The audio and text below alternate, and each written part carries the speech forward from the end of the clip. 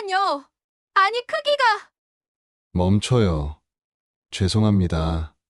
제가 지훈입니다. 게스트룸이에요. 아, 제가 방을 착각했군요. 지금 여기서 멈출게요. 안녕하세요, 여러분. 여기는 금단의 정원. 잊었다고 믿었던 사랑. 그 금단의 감정이 다시 깨어나는 곳. 구독, 좋아요, 그리고 알림 설정으로 그와 그녀의 이야기를 놓치지 마세요. 남편이 지방 현장으로 나간 지 석 달째였다. 달력에 가장자리에 적어둔 복귀 예정일은 연필로 썼다가 지우개로 지워졌고 그 흔적은 종이의 결만 더 까칠하게 만들었다. 혼자 먹는 저녁은 늘 국물을 남겼다. 국자에 자국이 냄비 벽면을 스르륵 긁어내리는 소리를 듣다 보면 허기가 아니라 빈자리가 더 크게 느껴졌다. 거실의 스탠드 조명은 낮게 깔렸고 카펫 위에 둥근 빛이 방의 중심을 임시로 지정해 주었다. 그 빛 안에서만 나는 사람처럼 앉아 있었고 빛 바깥은 그저 가구와 그림자였다. 침실로 들어가면 침대의 한쪽 면은 항상 고요했다. 남편이 눕던 자리엔 깔개처럼 얇은 냉기가 남아 있었다. 그 냉기는 내 등을 바짝 펴게 만들기도 괜히 옆으로 돌아눕게 만들기도 했다. 며칠 전 남편에게서 메시지가 왔다. 후배가 출장과 야근이 겹쳐 며칠만 우리 집에 묵어도 괜찮겠냐는 내용이었다. 이미 관리실에는 정기 점검 안내가 붙어 있었고 비도 잦아들 기미가 없었다. 나는 승낙했고 침구를 세탁하고 햇빛이 나오던 짧은 시간에 마른 수건을 골라 게스트룸에 새로 깔았다. 낯선 사람이 내 집에 한 방에 머무는 일은 생각보다 쉽게 정리되었다. 규칙 몇 가지면 충분할 것 같았다. 문 닫기, 소리 낮추기, 공용 공간에서는 시선과 동선을 서로 배려하기, 종이에 적지 않아도 자연스레 알게 될 것들이라 믿었다. 그날 밤, 문 비밀번호를 누르고 들어오자 현관에는 젖은 운동화 한 켤레가 얌전히 놓여 있었다. 끈의 끝에 매단 작은 금속 캡에서 희미하게 물방울이 떨어졌다. 비 냄새가 신발장 아래로 스며들었다. 나는 우산을 털고 신문지 위에 세워둔 뒤 거실을 가만히 훑었다. 스탠드의 노란 원이 거실을 덮고 있었고 주방의 디지털 시계는 분 단위로만 시간을 바꾸고 있었다. 지훈이라는 이름은 아직 내게 사람의 얼굴을 갖지 못한 채 문자로만 기억에 남아 있었다. 하지만 집의 물건들이 이미 그 사람의 생활 박자를 받아들인 듯 컵 한 개의 위치와 접시 한 장의 건조 방향 같은 사소한 것들이 미세하게 달라져 있었다. 관리실 점검 때문에 집 안의 몇몇 조명이 깜빡였다. 낮에 전원이 내려갔다 올라오는 동안 타이머가 초기화된 가습기가 갑자기 잠들어 있었다. 정전의 흔적이 완전히 지워지지 않은 것처럼 스위치를 켤 때마다 불은 아주 짧은 딜레이를 두고 켜졌다. 그 느린 반응이 이상하게 사람의 숨처럼 느껴졌다. 자정이 훌쩍 넘어 나는 세탁기에 돌려 둔 수건이 떠올라 발기를 세탁실 쪽으로 돌렸다. 문을 하나 건너뛰었다는 사실을 알아챈 건 손이 이불의 끝을 건드렸을 때였다. 내 방의 이불과 비슷한 감촉. 그러나 거기에 깔린 공기와 향은 달랐다. 샴푸와 비누가 서로 섞이지 않은 다른 누군가의 일상 냄새였다. 그 순간 나는 남편의 이름을 무의식처럼 부를 뻔했으나 혀끝을 꼭 다물었다. 내 손가락은 더는 앞으로 가지 못하고 이불의 주름 하나에 걸려 멈췄다. 정전 후의 등불처럼 아주 잠깐의 어둠이 방 안에 더 깊어졌다. 그리고 낯선 목소리가 그러나 조심스럽고 낮게 깔린 한국어가 내 귀를 스쳤다. 그 목소리는 놀라서 솟구치는 결이 아니라 상황을 멈추려는 결이었다. 그 한 줄로 나는 내 발목을 붙잡은 채 뒤로 물러설 수 있었다. 괜찮습니다. 그 한마디가 전부였다. 문이 반쯤 열린 채로 방의 공기는 밖으로 흘러나왔다. 나는 허리를 숙여 사과했고 그 말은 공중에서 길게 맴돌다가 카펫에 내려앉았다. 집은 여전히 내 집이었지만 나는 그 밤 처음으로 이 집을 다시 배치해야 한다는 예감을 가졌다. 규칙이 필요했다. 그 규칙은 누군가를 억누르거나 깎아내리는 것이 아니라 서로의 삶이 겹칠 때 울리는 잡음을 줄이는 장치가 되어야 했다. 빗소리는 점점 얇아졌고 세탁실의 빨래가 탈수 후에 멈추며 작은 경고음을 냈다. 나는 기계의 신호에 맞춰 몸을 돌렸다.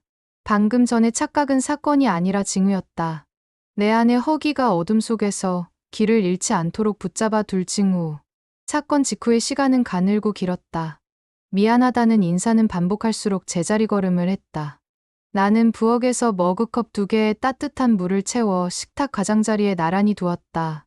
한 컵은 내 자리로, 다른 한 컵은 누구의 것도 아닌 채 잠시 머물다 돌아갈 자리로. 지우는 조심스럽게 다가와 컵을 받았고 그 손등은 야외에서 일을 오래 한 사람처럼 탄탄했다. 그의 눈빛은 능숙한 안부 대신 정중한 거리감을 유지했다. 우리가 공유한 것은 멋쩍음과 수습의 의지였고 욕망이나 호기심이 아니었다. 나는 그 사실에 안도했다. 안도는 얇지만 오래가는 담요였다. 나는 종이에 몇 줄을 적었다. 공용 공간 사용 시간, 밤 10시 이후 문 닫기, 필요한 말은 메시지로 간단히 남기기, 집안일의 경계. 종이는 냉장고 옆 작은 화이트보드에 자석으로 붙였다. 규칙은 나를 보호하기 위한 것이었지만 동시에 상대에 대한 예의를 선언하는 것이기도 했다. 상대가 불편할까봐 지워야 할 말을 지우는 기술, 필요한 만큼만 열어두는 문, 적당한 거리에서 들리는 발소리의 안심. 그것들을 작성하는 동안 창밖의 빗줄기는 다시 굵어졌다. 비는 도시의 소음을 씻어내며 집 안의 소리를 선명하게 만들었다. 거실 시계 초침의 움직임, 냉장고의 압축기가 켜지는 타이밍, 전기 스탠드 스위치를 누를 때 생기는 미세한 클릭. 나는 그 모든 박자를 듣는 사람처럼 귀를 기울였다. 지우는 출근 시간이 이르고 퇴근이 늦었다. 그는 현관에서 신발을 벗을 때 발 뒤꿈치를 바닥에 살짝 두드리지 않았고 방문을 닫을 때도 손잡이를 마지막까지 잡고 천천히 놓았다. 이런 종류의 조심성은 사람의 생활 습관으로 쉽게 위장되지만 사실은 타인에 대한 의지에서 나온다. 나는 그가 내보내는 신호들을 괜찮다는 뜻으로 번역했다. 우리 사이의 공기가 미묘하게 정돈되어 갔다. 삶은 가끔 언어로 합의하지 않아도 물건과 동선으로 타협을 이룬다. 테이블의 잔물 자국은 티슈 한 장으로 사라지고 수건은 서로 다른 칸에 접혀 들어가며 가끔 겹치는 발소리는 복도의 센서 등 아래서 자연스레 엇갈린다. 남편에게서 오는 메시지는 여전히 짧았다. 사진 한 장과 함께 오늘도 늦어. 라는 보고. 구두점이 없는 문장은 감정의 여백을 남기지 않는다. 나는 답장을 쓰다 지웠다. 괜찮아. 몸 챙겨. 같은 문장들은 마음을 표현하는 데 충분하지만 내 안의 고요를 더 설득력 있게 만들지는 못했다. 대신 주방에서 물을 끓이고 포트가 끓는 소리를 들으며 내 호흡을 맞췄다. 내가 나를 안정시키는 방식은 소리를 정렬하는 일이었다. 초침이 한 박자 늦게 가는 날엔 내 생각도 한 박자 늦게 달아올랐다. 그런 날엔 방을 천천히 걸었다.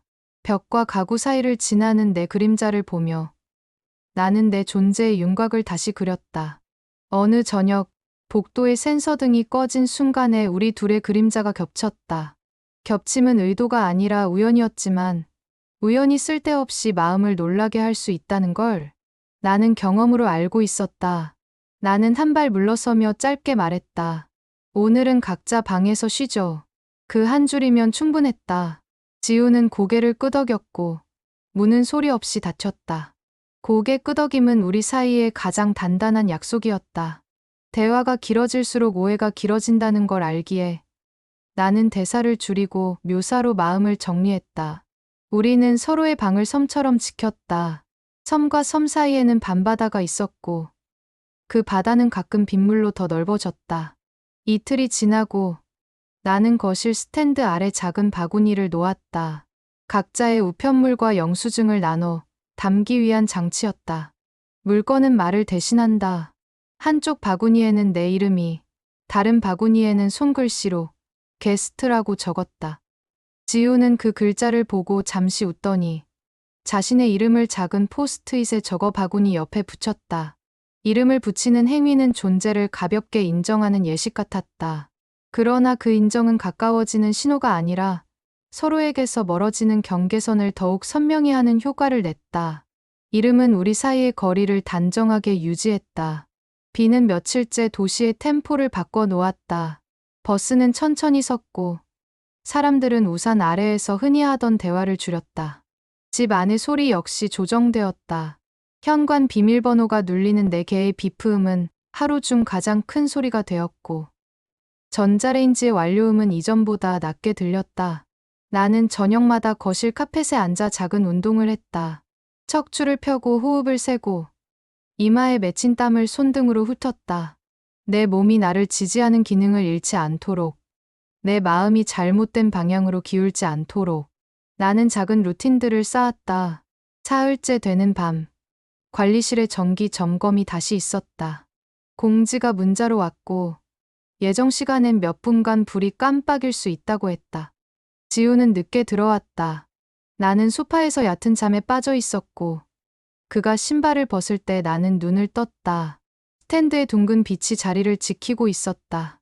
우리는 동시에 카페 가장자리에서 멈췄다. 그때 예고 없이 조명이 한번 낮아졌다가 돌아왔다. 방의 그림자가 짧게 흔들렸다. 내 심장도 그 리듬을 따라 한 박자 흔들렸다. 나는 깊게 숨을 들이마셨다. 불안은 때로 외로움의 변주다. 바깥에서 오는 작은 사건이 안쪽의 큰 흔들림을 깨우는 법이다. 나는 자리에서 천천히 일어났다. 컵을 씻고 물을 받아 싱크대 가장자리에 놓았다. 바닥을 맨발로 걸을 때 카펫의 털이 발가락 사이를 스쳤다. 촉감은 사람을 현재로 데려온다. 그 현재가 선명해질수록 과거의 습관과 미래의 상상은 뒤로 밀렸다. 나는 게스트룸 앞에 섰다. 문은 닫혀 있었고 손잡이는 조용히 제 역할을 하는 표정이었다. 그 표정이 단단해서 오히려 마음은 부드러워졌다. 나는 문틈 아래로 새어나오는 그림자를 보았다. 그림자는 안쪽의 움직임이 아닌 바깥 조명의 깜빡임에 따라 길이가 바뀌었다. 그 변화가 내 마음을 지나갔다. 나는 문을 열지 않았다. 대신 작은 종이를 꺼내 문 옆에 붙였다. 정기 점검 중. 불이 흔들릴 수 있음. 놀라지 말 것. 각자 방에서 쉼. 그 문장을 붙이고 나니 몸이 이완됐다. 규칙을 문장으로 만드는 일은 곧 나를 설득하는 일이었다. 나는 내 방으로 돌아와 침대 모서리에 앉았다. 밤 공기는 젖은 타월을 한 번 더 말리지 않은 냄새가 났다. 베개를 바로 세워 등을 기대고 천천히 눈을 감았다 뜨기를 반복했다. 그때 휴대폰이 짧게 울렸다. 남편이었다. 내일은 새벽에 잠깐 들를 수도. 라는 메시지. 단정한 가능성의 문장이었다. 나는 알겠어. 조심해. 라고 답장을 보냈다. 그 두 문장은 서로에게 필요한 만큼만 문을 열었다. 그 문 사이로 바람이 들고 났다. 나는 내 몸의 긴장을 그 바람에 맡겼다. 밤은 길었고 사건은 없었다. 그러나 사건이 없었다는 사실 자체가 한편의 선택처럼 느껴졌다. 우리는 각자의 방에서 서로의 존재를 알고 잠들었다. 알면서도 안 들어가는 태도, 이해하면서도 선을 넘지 않는 습관. 그것은 도덕의 문제라기보다 자기 보호의 기술이었다. 욕망은 언제나 대화보다 빠르게 달려가지만 존중은 욕망의 발목을 다치지 않게 감싸는 붕대가 된다. 나는 그 붕대의 질감을 좋아했다. 자다가 깼을 때도, 물 마시러 나왔다가 부엌에서 마주쳤을 때도 우리는 짧게 고개를 끄덕였고 그 끄덕임은 우리 사이의 밤바다를 안전한 항로로 만들었다. 오늘은 각자 방에서 쉬어요. 나는 스스로에게 말하듯 낮게 중얼거렸다. 주말 오전 남편에게 영상통화가 왔다. 그의 뒤로는 컨테이너와 철제 의자가 보였고 바람이 마이크를 가볍게 흔드는 소리가 들렸다. 화질은 매끈하지 않았지만 그 거친 픽셀이 오히려 그의 피곤을 숨기지 못하게 했다. 우리는 서로의 안부를 짧게 주고받았다. 한동안은 날씨 이야기, 장비 상태, 작업 일정 같은 건조한 단어들이 화면을 오갔다. 그런 단어들은 마치 숫자처럼 정확하지만 결국 마음을 덮이지는 않는다. 통화를 마치고 나니 내 방은 갑자기 커 보였다. 비누 냄새가 희미하게 남아 있었고 창틀의 먼지가 아침빛을 받아 부옇게 떠올랐다. 나는 거울 앞에 앉아 향수병을 들었다가 내려놓았다. 향을 뿌리지 않는 날이 더 많아졌다. 대신 보이지 않는 표식을 내 마음에 찍는 쪽을 선택했다. 작은 포스트잇에 나는 오늘도 나를 지킨다라고 적고 거울 모서리에 붙였다. 그 문장은 화장보다 오래 간다. 거실로 나와 보니 테이블 위에 머그컵이 2개, 서로의 가장자리에서 씻고 있었다. 한 컵은 내가 자주 쓰는 컵, 다른 한 컵은 최근 며칠 동안 집에 머문 사람의 컵. 컵의 간격이 우리 사이의 간격이었다. 그 간격이 불편하지 않다는 사실을 깨닫는데 며칠이면 충분했다. 점심 무렵, 지훈이 게스트룸 문을 살짝 두드렸다. 그는 단정한 표정으로 서 있었다. 그날 일, 다시 사과드리고 싶습니다. 한 줄이었다. 그 이상의 설명이나 변명은 이어지지 않았다. 나는 고개를 끄덕이며 말했다. 멈춤을 먼저 말한 건 당신이었죠. 그 한 줄이면 충분했다. 우리는 서로의 말을 더 붙이지 않았다. 말이 길어지면 그 속에서 새로운 오해가 태어난다. 대신 그는 현관에 놓아둔 자신의 신발끈을 조용히 정리했고 나는 그 움직임을 창가에서 보았다. 사람은 가끔 사과와 수습을 대화가 아니라 동작으로 수행한다. 식탁에 코스터를 반듯하게 놓기, 방문을 끝까지 닫기 전에 손잡이를 잡고 소리를 줄이기, 컵을 씻고 물기를 털어 엎어두기. 그런 동작들이 모여 집의 질서를 복원한다. 남편에게 메시지를 보냈다. 정기 점검 끝나면 하루 쉬자. 같이 집불 켜고 밥 먹고 얘기하자. 문장 끝에 마침표를 찍고 점 2개를 더할까 하다 멈췄다. 문장을 단정히 닫는 일은 상대를 다그치지 않겠다는 다짐 같았다. 그 문자를 보내고 나니 손끝의 떨림이 가라앉았다. 나는 오늘의 할 일을 천천히 했다. 빨래를 널고 수건을 개고 현관 매트를 들어 바짝 말렸다. 물건을 제자리로 돌려놓는 일은 자기 감정의 궁리를 돕는다. 위치가 정리되면 마음의 결도 정리된다. 오후가 기울 무렵 거실로 비가 아닌 햇살이 들어왔다. 빛은 스탠드의 노란 원과 다른 성질이었다. 자연광은 방의 먼지를 선명하게 떠올렸고 그 부유하는 입자들을 바라보다 보면 내가 아직도 이 집과 함께 살아있다는 사실이 또렷하게 다가왔다. 저녁, 남편에게서 내일 새벽 들르긴 어려울 것 같다는 메시지가 왔다. 나는 실망을 느꼈지만 그 감정이 삽시간에 분노나 체념으로 번지지 않도록 한 박자 멈췄다. 내 감정에 마침표를 찍는 연습을 오래 해왔다. 나는 시계를 보았고 초침은 정확했다. 정확한 초침은 사람을 구한다. 흩어지는 마음을 다시 초점으로 모아준다. 밤이 되자 집은 다시 작은 섬들의 모음으로 바뀌었다. 내 방, 거실, 게스트룸, 부엌, 섬과 섬 사이에는 얇은 다리가 놓였고 그 다리 위를 건너는 발소리는 서로의 존재를 확인하는 정도로만 울렸다. 예정된 마지막 날, 지우는 이른 아침에 짐을 챙겼다. 현관에서의 인사는 길지 않았다. 그는 고개를 숙였고 나는 고개를 끄덕였다. 손을 내밀지도 어깨를 두드리지도 않았다. 작별의 예식이란 언제나 행동의 절제에서 품위를 얻는다. 문이 닫히고 나니 거실의 공기가 더 크게 느껴졌다. 스탠드 불을 꺼 보았다가 다시 켰다. 그 한 번의 동작만으로도 나는 이 집의 주인이란 감각을 되찾았다. 부엌으로 가서 머그컵을 씻었다. 컵의 가장자리를 손가락으로 훑을 때 따뜻한 물의 온기가 손가락 마디 사이에 들어왔다. 그것은 누군가의 체온이 아니라 나를 위해 정리된 온도였다. 나는 오늘의 계획을 다시 적었다. 일이 끝나면 장을 보고 간단한 반찬을 만들고 내 방의 침구를 햇볕에 말리고 스탠드를 끄고 창문을 조금 열어둘 것. 저녁 무렵엔 남편에게 전화를 걸어 보고가 아닌 이야기로 몇 분을 채워볼 것. 그 몇 분이 실패하더라도 괜찮다는 문장을 마음속에 써두었다. 실천이 말을 구한다. 언젠가 다시 등을 맞대고 누워도 그때의 침묵이 오해가 아니라 쉼이 되도록 하려면 오늘의 나를 잘 돌보아야 한다. 나는 서랍에서 오래된 향수병을 꺼냈다. 이번에도 향은 뿌리지 않았다. 대신 병에 차가운 유리를 손바닥에 올려두었다.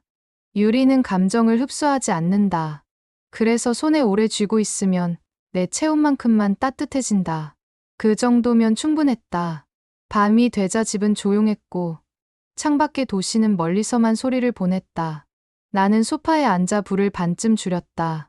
어둠 속에서 사물의 윤곽은 더 단정해졌다. 첫날의 착각은 더 이상 수치도 흥분도 아니었다. 그 사건은 나에게 멈춤의 기술을 상기시켰고, 서로 다른 사람들과 한 지붕 아래서 어떻게 경계를 그을지에 대한 현실적인 감각을 남겼다. 멈춤은 부끄러움이 아니며 다정의 한 형태일 수 있다는 사실. 나는 그 사실을 오래 기억할 것이다. 언젠가 남편이 돌아오면 우리의 말도 다시 길어질 것이다. 길어진 말은 때때로 설득과 위로가 될 것이다. 그러나 그때도 나는 대사를 절제할 것이다. 긴 대사 대신 정리된 생활, 정리된 테이블, 정리된 눈맞춤을 준비할 것이다. 나는 남편에게 메시지를 보냈다. 우리 다음 주말엔 정말 하루 쉬자. 집에 같이 불 켜고 밥 먹고 이야기하자. 그리고 휴대폰을 뒤집어 두었다. 스탠드를 끄지 않았다. 불이 켜진 방은 더 이상 나를 흔들지 않았다. 나는 내 방으로 들어가 문을 잠그지 않았다. 잠그지 않은 문은 위험의 방치가 아니라 신뢰의 표식이었다. 나에 대한 신뢰, 그리고 공동의 내일에 대한 신뢰. 오늘 밤 나는 나를 지켰다. 그 사실이 내일의 우리를 지킬 것이다. 오늘은 각자 방에서 쉬어요. 그들의 이야기는 아직 끝나지 않았습니다. 다음 장면에서 또 다른 비밀이 피어납니다. 금단의 정원을 구독하고 좋아요와 알림 설정으로 그 사랑의 속삭임을 계속 들어보세요.